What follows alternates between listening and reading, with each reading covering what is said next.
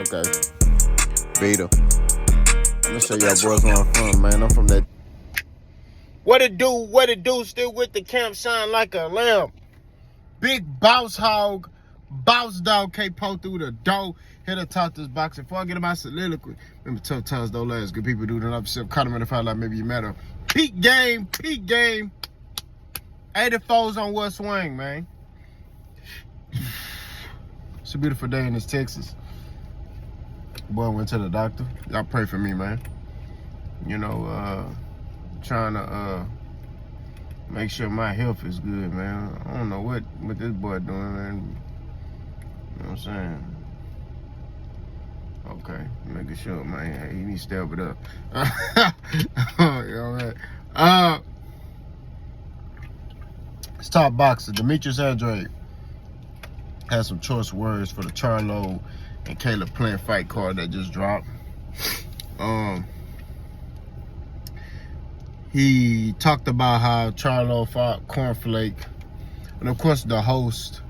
I might post the video somewhere in this video. I might, you know what I'm saying? It just depends if I can get it. I gotta reach out to the person. If you don't see it, then it ain't in here.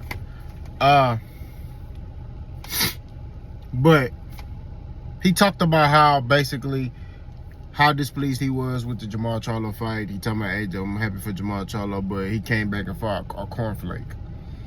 And then he talked about Caleb Plant, you know, talking about Caleb came back and fought Resendez. He said, you know, I'm not trying to disrespect him, but you know, you fought Resendez. You know, in other words, they ain't fighting nobody. Demetrius Andrade. Nah, let me get this straight. Demetrius Andrade is kind of an avoided fighter. I'm not gonna lie to you, okay? He is, right? Or was, I would say that. But we saw you in there with David Benavidez, and you got body bag and toe tag and quit on the stool, right? Not even Caleb Plant quit on the stool. Caleb Plant fought to the end. You know, not granted, he was holding a lot, we're not gonna lie, but he fought to the end. You know what I'm saying? He stood on his 10 and he fought to the end, and you know, Caleb Plant lost. You know what I'm saying? But he lost on his feet, not get on the stool and quit. So that lets you know that Demetrius Andrade got some quit in him, right? And when you look at Demetrius Andrade's resume, it's not that impressive, right? Now I know what y'all gonna say, oh, he was avoided, this, that, and the third. A lot of that was his fault. Okay, you align yourself with people that can't get you certain fights, right? Prime example, you go sign with Eddie Hearn thinking that, you know, Eddie Hearn was going to look out for you, and Eddie Hearn messed over you, right? Kept you on the back burner. The only fight that you was going to be scheduled to fight was Billy Joe Sanders, but Billy Joe Sanders popped dirty, right? And then after that, false promises, right? When you was at 160, Eddie Hearn had all the top middleweights at that time at 160 pounds. He had Triple G. He had Caleb Smith. He had dang near all of them. You know, he had Canelo over there. He had everybody over there. Everybody, Billy Joe Sanders, everybody that you needed to put on your resume, he had them over there. He didn't deliver for you, right? So it's your fault.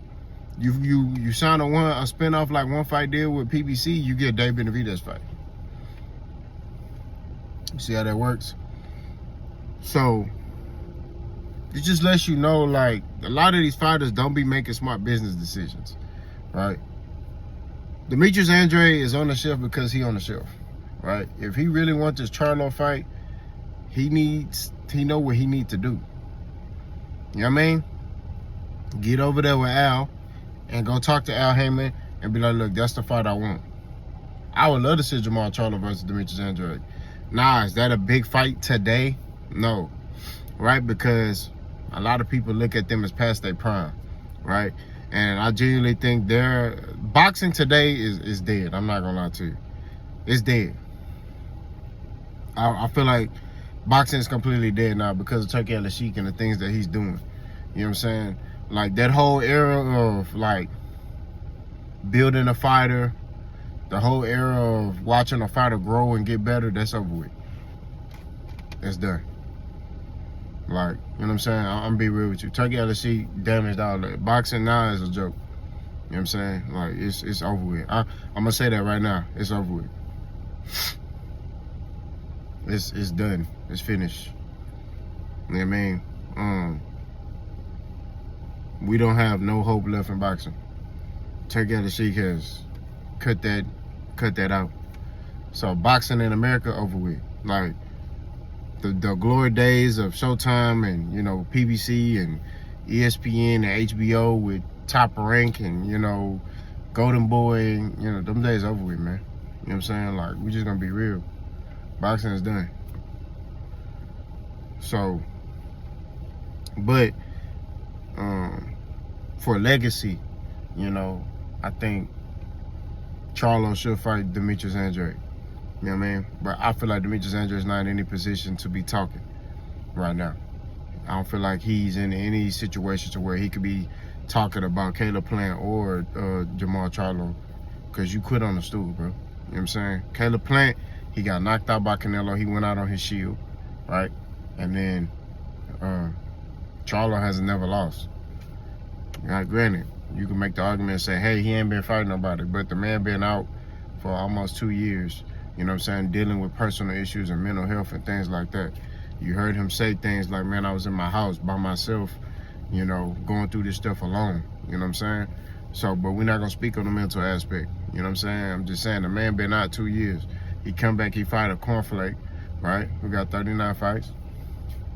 And I feel like it's a good tune-up, you know what I'm saying? That's a good fight for him, you know what I mean? And the dude was on a winning streak, and Charlo was moving up in weight. This was his first fight at 168.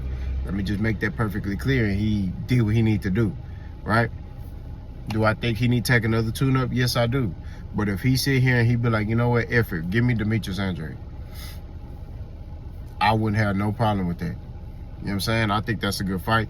I think where these dudes are in their careers is, you know, hey, you know, they both not in their prime, but hey, I feel like they could get a bag for it. Do I think it's a mega fight like it once was? No, but people be willing to pay to watch to see that fight. Real boxing heads, pure boxing heads who love the sport of boxing will be willing to pay to see these guys, you know, put them gloves on and chunk leather. Pause. That's just what it is. So, you know, I think that's a good scrap. But I think Demetrius Andrade is not in any position to talk about, you know, what's the name fighting and what's the name fighting when they both got better resumes than you. You only got Demetrius, you only got David Benavidez on your resume. That's it. Everybody else you been fighting no-name guys. You know what I'm saying? And that's just real talk. So I think that Demetrius Andrade, man, need to relax, chill out, and understand that, bro, this ain't a good look for you, my bro. You know what I'm talking about? But yeah, let me know what y'all think. I mean, what y'all think Charlo should do next? We think Caleb should do next. You know, we think Andrade should do next. I think Andrade need to go to 175. That's what I think. Because 168 is dead because of Canelo. Canelo killed that division. That's why nobody wants to go up there. You know what I'm saying? And try to be great, because Canelo holding the division hostage. He got all the belts and he just holding on to them, and he not fighting real fighters at 168 pounds. So that's what it is. Y'all let me know what y'all think though, boss. Go.